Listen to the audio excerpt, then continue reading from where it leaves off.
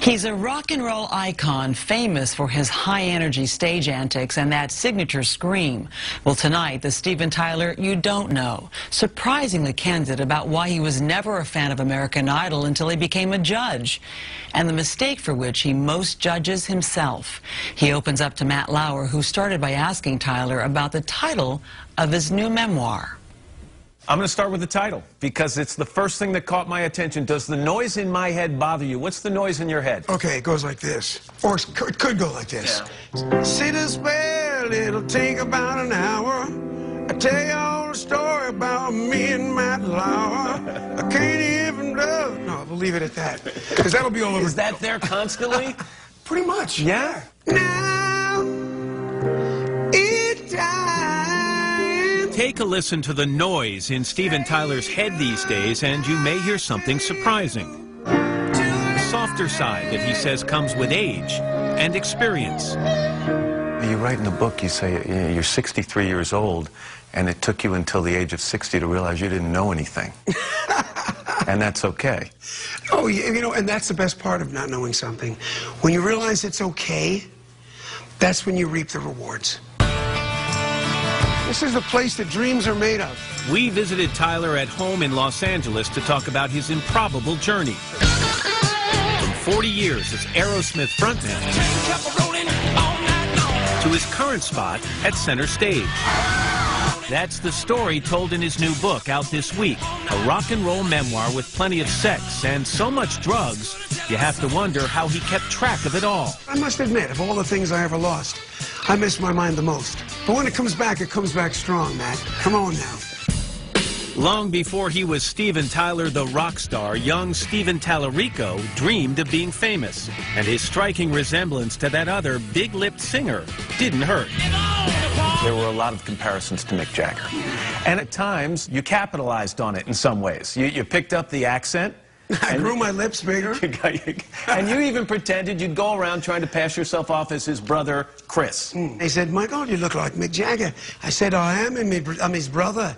And we'd go see them play and wait for them at the hotel in a car. And kids jumped on the car and smashed the windshield and banged on the top. They thought you were the star. They thought I was. Yeah. And I got that feeling of, what if? But it was another 60s legend that Tyler says he modeled his stage persona after, Janis Joplin. He calls her Saint Janis.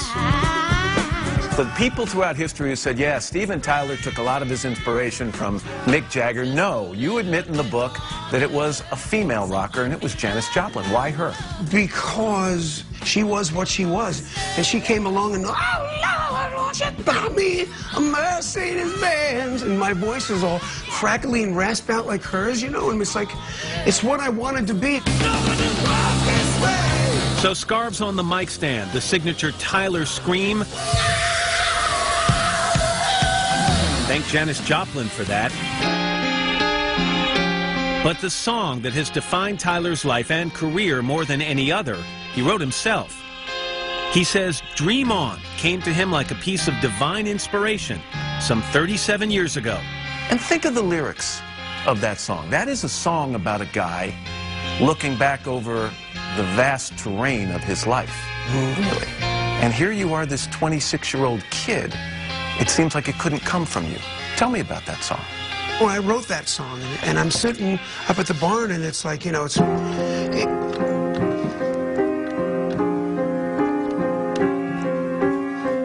I'm loving that melodic stuff. Just like it's going through me. And I don't know where that came from. Every time that I look in the mirror, what? All these lines on my face getting clearer. Here's the best part. The past is gone.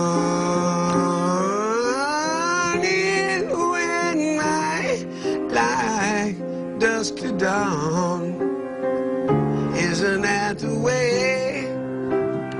Everybody got their dues in life to pay.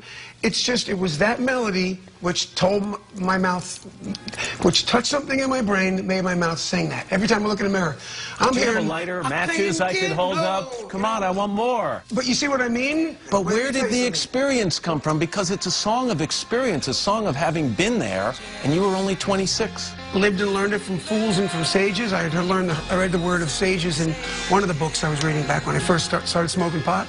Then again, on the other side of it, I don't know where the hell those lyrics came from. All the things come back to you. He may not have had much life experience when he wrote Dream On, but Tyler was about to get it. His memoir chronicles a career full of loss and redemption and details his long battle with addiction. Even by rock and roll standards, back in the day, Aerosmith was a hard partying band. You guys would put in your contract, there had to be a place on stage, a little cubby where you guys could go during the concert, go in and snort coke. I mean, you actually budgeted for cocaine. I think you called it, what, 24-track tape or something like that? Yeah, it was. I mean, was there no one around who raised their hand at that point and said, guys, this is going to come back to haunt us at some point? Absolutely not. Managers didn't care. They were glad we were making them all money. And they may get angry at that, but it was also a thing to do. I can give it up at that. And by the way, bands like Aerosmith, if you look at the 70s, how many albums we did, how many songs, and how many territories, you know, we conquered playing 3 shows in a row, I needed blow. I needed that cocaine. I needed that. I needed it. So what toll do you think it took on you, emotionally and physically? I spent a lot of time high and wasting time. Looking back, I hurt a lot of people. It's really a one-way street. I still like to ride, but it's a one-way street. Coming up, Steven Tyler reveals what could well be the most intense relationship in his life, and it's one that might surprise you. Is it fair to say that you two have spent as much time fighting as loving each other?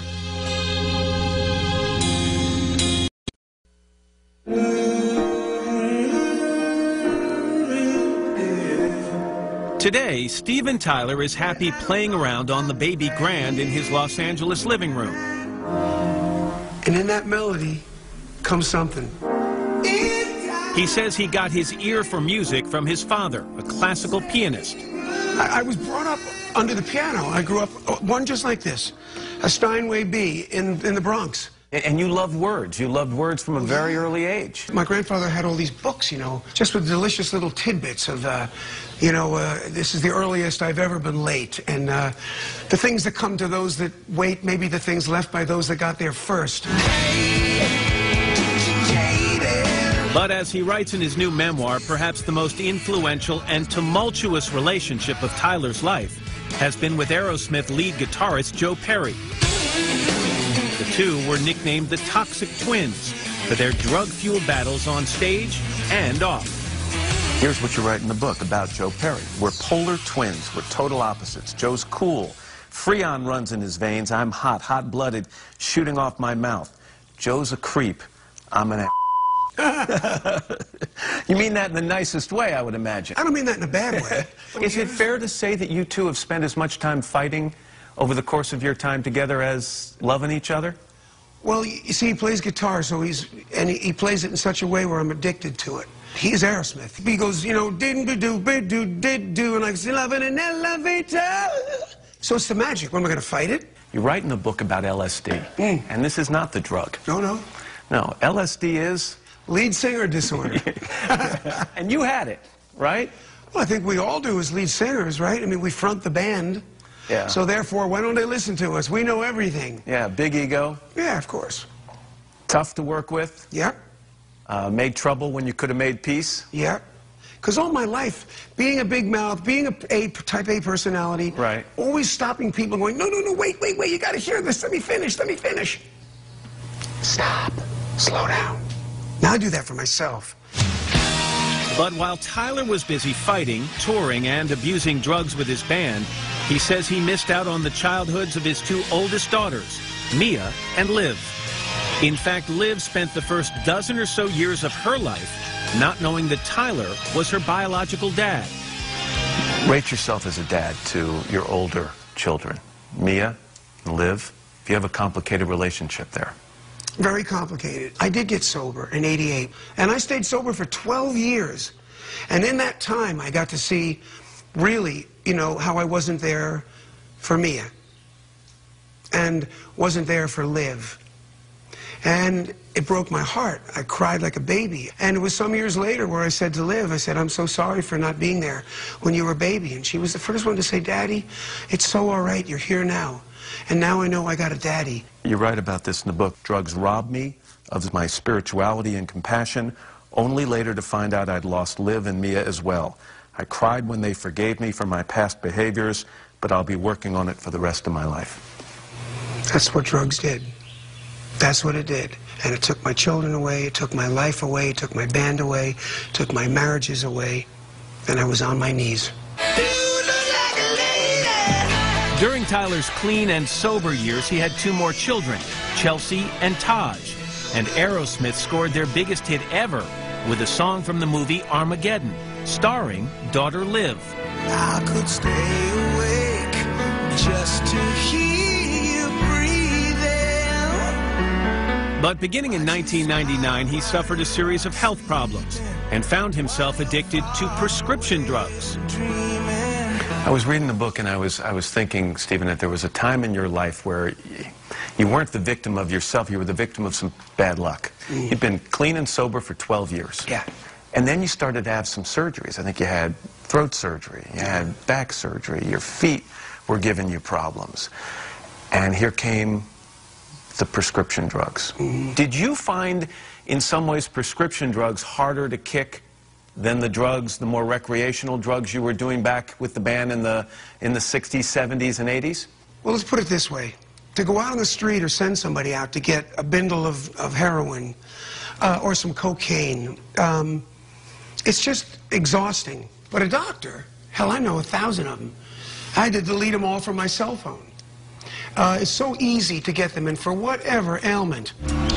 Tyler has admitted that he was high in 2009 when he fell during a concert in South Dakota.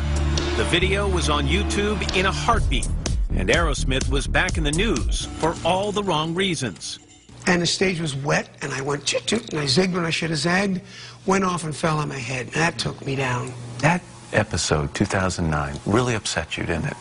Well, it did in the sense that because I was taking these drugs, the band didn't call me. No one called. I mean, Joey Kramer called. So wait, they didn't call you because they were mad that you were using prescription drugs? Probably they were angry. Have you considered that they were a little embarrassed, Stephen? That in some ways when you went off that stage, it took the whole band down a little bit? Oh, of course. And I almost agree to the point of, I get that they were angry. I get I fell and, it's nothing any of them haven't done. It's just that, I guess I got in the front, man, I fell off.